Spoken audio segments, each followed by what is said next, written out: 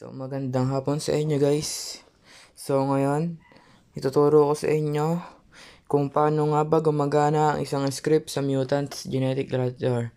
Pero bago ang lahat, kung di ka pa nakasubscribe, subscribe mo na yan at hindi na natin papatatagalin pa.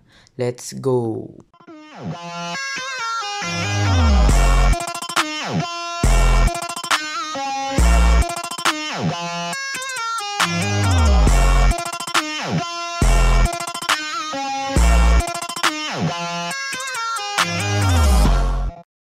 So guys, pagkapunta nyo ng game, i-copy nyo yung ating script. So, ito.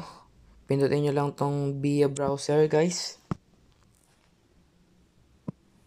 And, copy paste lang guys. Paste nyo dito yung nakopy nyo link, nakopy nyo. And, download.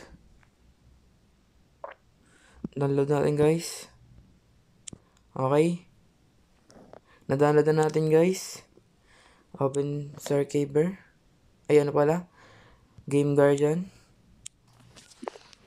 Mutants. Direct yung Mutants tayo guys. Tapos, pindutin natin Game Guardian. Select Mutant. Memory range. And, pindutin natin to.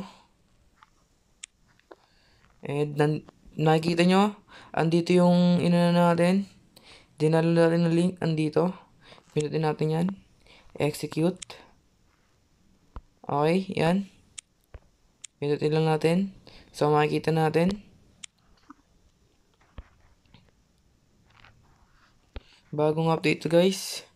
Ganyan-ganyan lang natin. Wait lang guys. Ano muna tayo ng isa dito. Napindot ko kasi.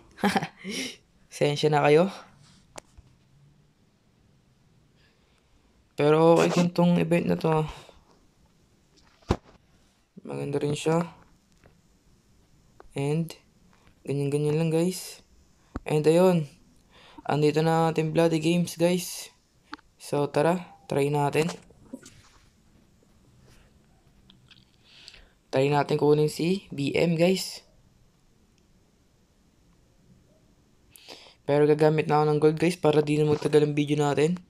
Kasi naman, tingnan natin ulit.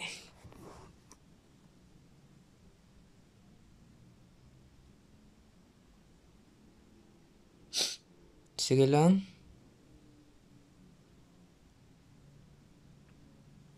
Ba't ayaw na makuha guys? So, basta yun. Pagka-script nyo guys, ayaw talaga makuha. Lalabas na to. Bilhin nyo na lang guys. So, hanggang dito na lang. Hindi ko na patatagalin pa. Maraming salamat sa inyong panonood.